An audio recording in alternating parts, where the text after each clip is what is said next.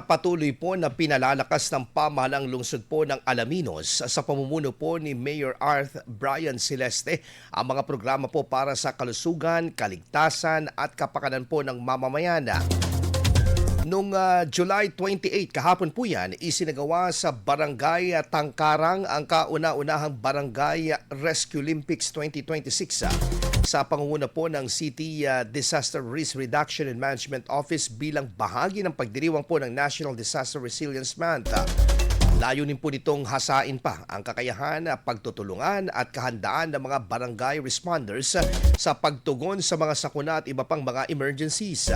Samantala, inilunsad naman po noong July 27 ng City Health Office ang 90-day dietary supplementation program para sa 100 na buntis na nanganganib sa kakulangan sa nutrisyon.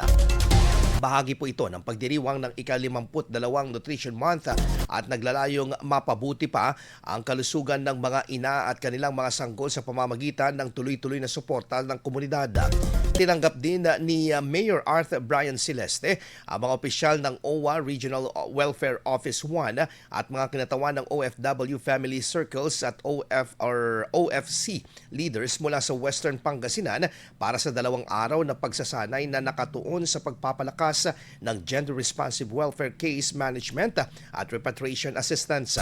Layunin po ng programa na higit pang mapaigting pa ang koordinasyon at serbisyo na ipinagkaloob sa mga overseas Filipino workers at kanilang mga pamilya. IFM News. IFM News. IFM News.